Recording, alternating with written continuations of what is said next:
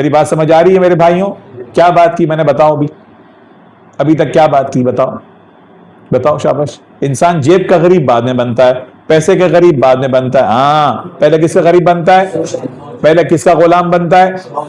جورو کا غلام بعد میں بندہ بنتا ہے. پہلے کس کا غلام بنتا ہے؟ سوچ کا غلام بنتا ہے. ایک خاتون, ایک بچی گھر کے اندر جسے کہ مشکلات میں بعد میں آتی ہے. پہلی مشکل کہاں سے شروع ہوتی ہے؟ دل و دماغ کے ساتھ پہلی مشکل آتی ہے.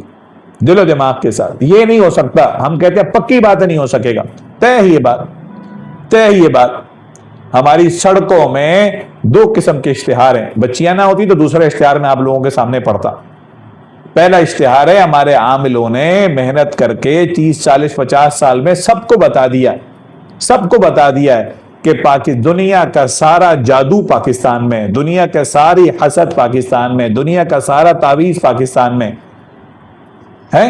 سارا تعویذ اب ان کو پتا ہے کہ اب تعویذ ہو گیا, کیونکہ یہ یہاں سے ذہنی غلام بنا ہے, ذہنی سوچ بنا ہے. گھر نہیں چل رہا, کسی خاتون نے بتا دیا بہن تیرے پہ تعویذ ہوئے ہیں, او ہو بس اب اس نے کوئی محنت نہیں کرنی, اب اس نے کوئی دعا نہیں کرنی, اب اس نے کچھ نہیں کرنا.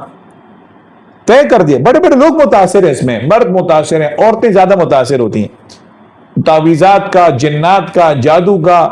اور پھر گھر والی شوہر کو دماغ خراب کرتی ہے. پھر یہ نہیں خواتین کہا کہ وہ فلانی میں آنٹی کے پاس گئی تھی, باجی کے پاس گئی تھی, دم والی باجی ہے نا, اچھا اس کا کاروبار اس کا بڑا ٹائٹ چلتا ہے.